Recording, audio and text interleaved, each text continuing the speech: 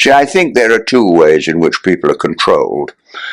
First of all, frighten people, and secondly, demoralize them. An educated, healthy, and confident nation is harder to govern.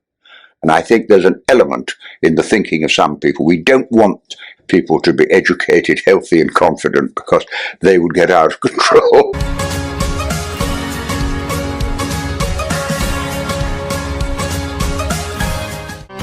Take the first step towards online privacy. Get NordVPN.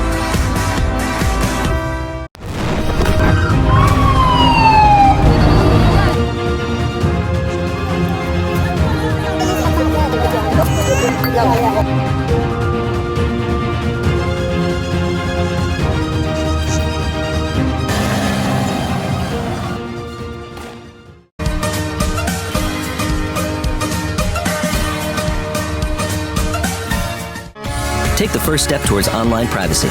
Get NordVPN.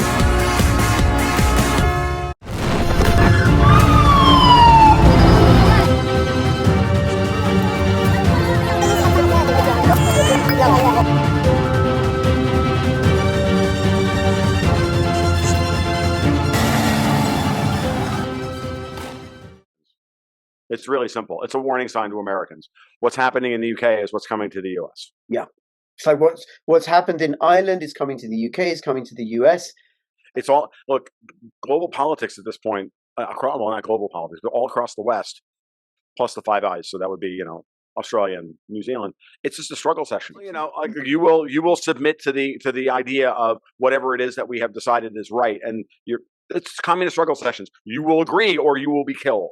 You will be ostracized. You will be removed from society. So, like, this is where we are, and you're going to accept our authority, and if you don't like it, well, then we'll just kill you. Because we're being played again. But as to why now, well, I defer to both of you. Well, I think the thing that is most obvious and most likely is that the financial system is about to come apart at the seams. I think I would try to orchestrate some kind of a crisis in the society and then preemptively crack down for when when the social unrest spills over into the street, that I have, that I can impose curfews and put military on the street. Oh, wait, they are doing that, aren't they? Alex, I just want to check. Are you advising the British government? Tell us the truth. No, I'm just trying to put myself into their shoes to see what would I think if I were in their shoes. Yeah. My more subtle point was that we are in that decaying phase of this empire, where you have Kamala Harris, who became the Democratic Party's candidate without the primaries. Yeah. Nobody says a word, right? No, we're not allowed. Shrugs. And that is the US becoming kind of like Britain, where you also don't. Kinda? Sorry? Yeah. Kinda? Yeah, exactly. No, so kind of like the EU, where nobody's elected either. Yeah, and so you have at least somebody voted for Keir Starmer. I mean, let's.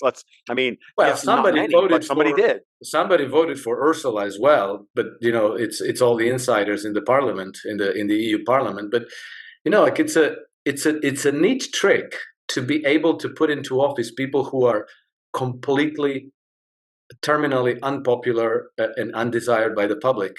Yeah, is Trump going to be elected? Probably. Is he going to be able to take office? Probably not. There's any number of ways this is going to go. What I see now geopolitically, actually, if you broaden it out and you say to yourself, okay, so what does all this mean? Well, you look at the Ukrainian incursion into Kursk. You look at Netanyahu defying everybody and trying to get war started with Iran, and you see all these things. And you're like, someone is desperately trying to escalate the conflict in such a way that either they get the war that they want with Harris as the president, or if they can't rig the election and Trump wins, then they leave him with wars that he can't extricate himself from. Either way, they get their war. I found it the most interesting thing I found so far, and I'm going to put this forward to people because I haven't really talked about it yet. But watch what Glenn Youngkin, the governor of Virginia, did last week when he issued an executive order basically saying the election in Virginia shall be clean. The only paper ballots, they need to be verified, enumerated, blah, blah, blah, blah, blah. That's it. No bullshit. One person, one vote, yada, yada, yada. Thank you. No, I'm wondering, Joe Biden ran his mouth the other day, yesterday maybe, that even if Trump wins, there's not going to be a peaceful transfer of power. That doesn't sound right, does it? So what does that mean? That we're going into a civil war come November? Is that going to happen?